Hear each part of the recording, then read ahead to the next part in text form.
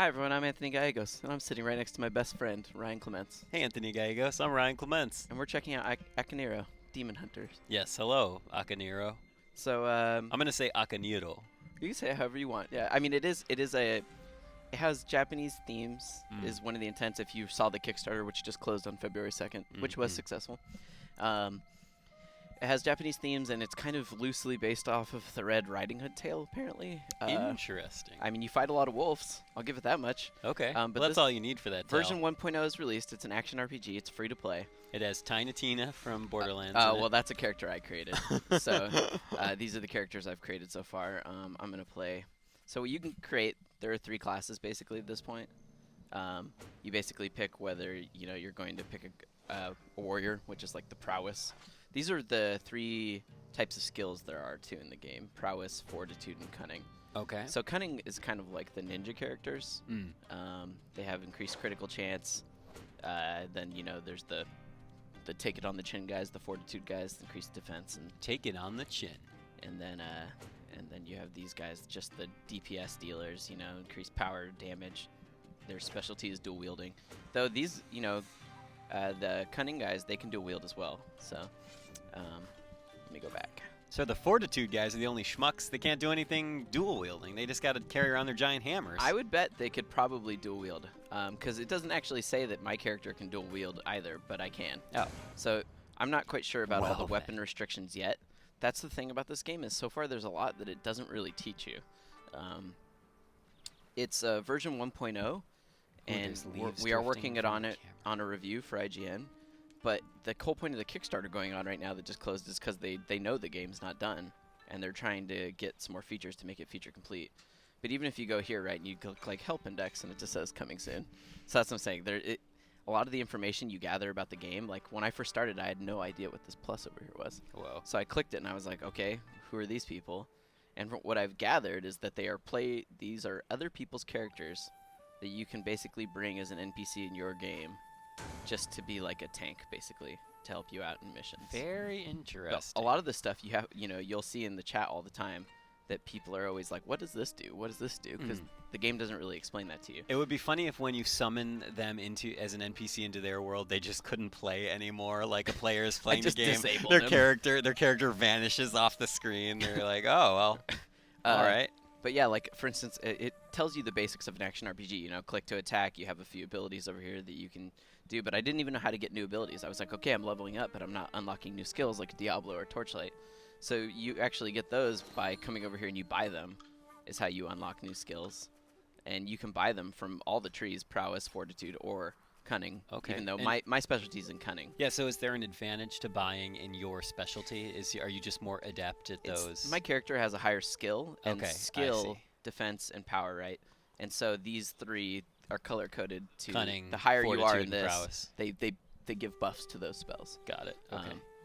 So there is a reason to buy within your realm. Okay. Though I do have at least 1 fortitude spell because it's a health recovery spell. Oh, watch out. Chi-mend. The problem with this game though so far, I'm gonna launch into a level, but they're kind of long, is that everything revolves around this currency right here, karma shards. Karma shards. And as a free-to-play game, karma shards is what you use for everything. If you want to buy a new skill, it's karma. You want to buy weapon masteries, it's karma. If you want to... what if I want to buy a Phoenix Down? Is that in this game? No, there's no Phoenix Downs in this. But if you want to buy items, again, it is karma. Okay.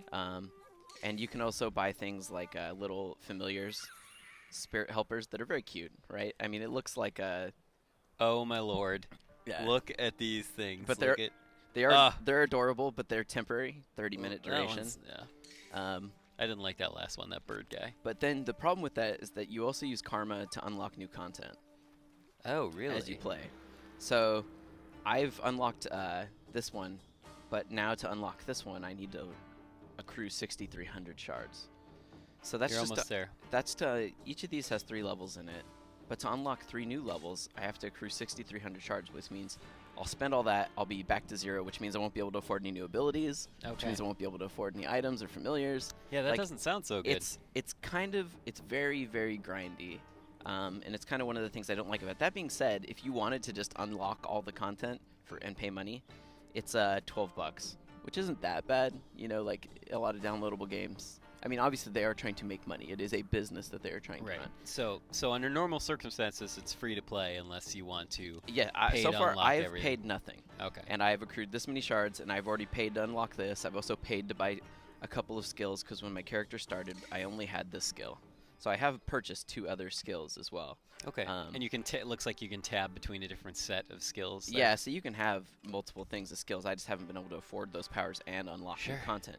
So then how's actual combat been going so far for you? Are you enjoying that at least? I'll show you that in a second, Ryan. Okay. If I seem a little sad about it, it's because I am not that impressed so far. Yeah, maybe there's some lost potential here.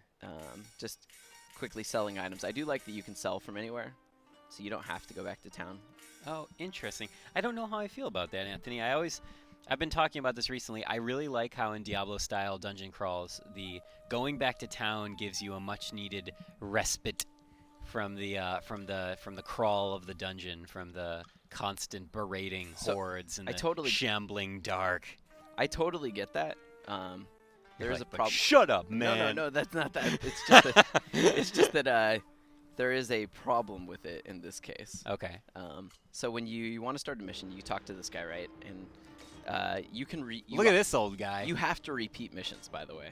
So because you're trying to grind out those karma shards you need, and so if you wait enough time, missions will turn from high threat to being overrun, and when they're overrun, the reward goes up, so you see the reward offered experience and shards. Okay. It'll go up over time. Like one of the ones I just did, I think, was this one, so it's only at high threat. I've waited a little bit, but eventually this will go up to over 800 that it'll be worth. This one's worth a lot now, but again, it's overrun, which means it's going to be a lot tougher.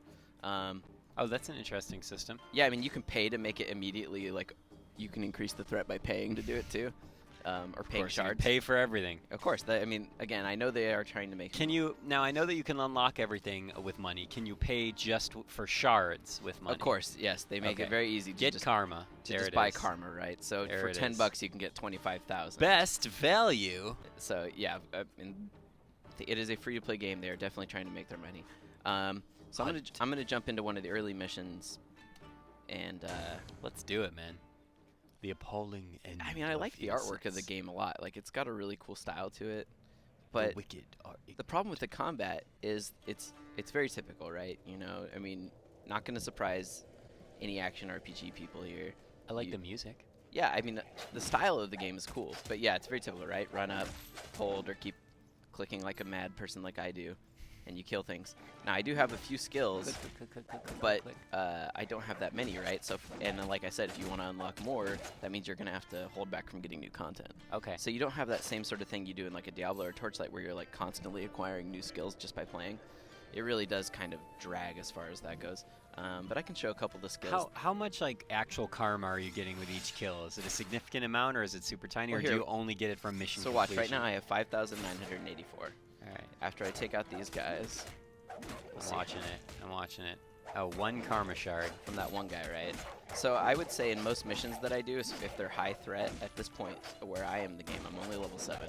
I probably get about 1,000 per mission between the reward, what I grind, and the items I collect, because I can also sell the items I'm collecting for karma as well. So, like I said, you definitely are going to have to repeat levels if you want to get new skills and unlock new content. Like, that's a little bit challenging. Okay. And you see it's telling me right now the experience that I'm earning. Right. You will, as far as I can tell in this game, you will never level up mid-mission, ever. You are accruing all of that experience. But right now, if I were to escape the level, if I were to just, be like, oh, I don't have time to finish this mission, I'm going to go back to the hub world, I would retain the karma I've earned, I would retain the items I've found, but I would lose the experience. Interesting. So I don't know how I feel that's also about how that. they handle death. Let me see if I can get into a fight. I'll actually just let myself die for the good of showing our audience what's up. I will let myself die if I can get into a big fight. Unfortunately, my NPC is a little too good, and we'll totally take out those guys. Just dismiss that jerk. I don't even know if I can. See, that's one of the things I've been talking about. Is the game? You can't right-click on him or anything and get any. No, the game doesn't explain things to you at all. Like up past the most basic tutorial. / get out of here. Okay, Ryan, for you. Get out of here. Nope. Instead, I think I just chatted to the realm / get out of here. But here, let me see if I can just let myself get beat on. So also the karma I'm collecting, it also serves as health. So when I'm killing things, I'm also getting back a small amount of health without having to use my healing spell. Okay. But in harder levels, the reason I paid for that healing spell is because that does not hold up. Eventually, you are just getting beat on. Okay. And it is bad. Yeah, these guys should be able to kill me, I'd bet. So I know it's going to look bad. I'm just letting myself die. No, it's no problem. It's all for the sake of I just want to show how the system works. Pixel Priest says, if you want range, that... Oh, never mind. So, okay, so you die. And so when you die, you have these two options. You can escape prayer, which is free, no karma cost, but XP earnings are lost. So it's exiting out of the level, items and karma retained. Or you can pay a small, which it grows with every death, a small cost in shards. Grow with every death throughout the entire game, or just throughout the level? Throughout the level. This level. But yeah, you get to come back. So, you know, that's kind of the rub with it, right? Is the levels, I would say, they're not super long. They're, if you're really cranking through it. Watch your health, watch your health. Oh yeah, I'm watching. Do my healing spell. Do it. Heal. If oh my God, so many wolves. I know. This is a time where actually a lot of times I'll kite and just use this explosive spell I got. Let's see, I don't quite have enough mana for it. And yeah, just wait it out. Wait it out. And I'll just do that and sit there and kite them and let them blow up slowly over time. But that's the thing, right? Is I've been playing this game for a few hours now. I've had 3 spells. I've had a total of 6 missions I can do that are only about 20 to 30 minutes each. And I know 20 to 30 minutes doesn't sound like that long of a level, but it does suck that, like, if something comes up and I want to get up, right? Well, I either have to just leave my game on, or I have to eat that experience that I've earned if I need to leave the mission prematurely. Right. You know? And I don't think that, in my opinion, I don't think that that's necessarily a great way to handle a free-to-play system. You know, I feel like there are other examples of it done better. You know, and I know that there's games like Path of Exile that are out right now that are action RPGs, and the thing about something like Path of Exile too, not to just I know they're not the same game, but they are kind of in the same vein. It's just that you know, Path of Exile already has multiplayer. This has no multiplayer. Okay. That's part of the reason they did the Kickstarter, is they want to be able to finish multiplayer. They also want to make a version of it for browsers. How big is this team? Sorry, it already exists for browsers, but they want to make it for mobile tablets. I actually don't know. This is from Spicy Horse, which is the developer that made Alice Madness Returns. Oh, really? That. Yeah. Okay. So since that game, for consoles and PC, they've been kind of working on free-to-play and browser-based games. But yeah, so I mean, I don't know. You know, the maps seem to be the same every time I come in them. They're not, you know, like randomly generated. The enemy counts differ based on the threat level. And you know, there is random loot. There is those things that for me, a long time, you know, our grindy RPG nerd I like. But the grind in this one is just particularly intense. It sounds like at this point in time, Akaneiro is not quite where it needs to be. Right. To be worthy of your time. I mean, it's like even when you log in, you know, there's all those features like this is coming, and it's like that sounds awesome, but you know, and I like the art. Like I think it's pretty. It's a cool looking game. It's very not intensive on your resources. Like you can play. There's a browser version of this that you can play. I mean, and I would be really cool to see how this works on tablets when they get it up and running. But I just feel like all the things that make a game like Diablo or Torchlight great, which to me are things like playing with your friends, right? It's really easy to lose hours when you and your buddies are grinding. Oh yeah, together. And skill design too. I mean, if you're constantly unlocking new skills, that's a great draw for exactly. So return play. Every time you keep going, you're like, oh, I leveled up, and now I just have to see what this skill does, or I have to see what this does. And I feel like in this, if you paid money, you could have that. You could unlock, you know, new skills like crazy, and that'd be awesome. But if you want to play for free and get your friends in it for free, the skill progression is really slow and kind of makes the combat feel a little bit like a drag at this point. But we're going to continue playing Akaneiro, and we're going to have a review going up hopefully in the near future on IGN. And for a lot more on games like Akaneiro, all things action RPG, where should they go, Ryan? They should probably go to IGN.com.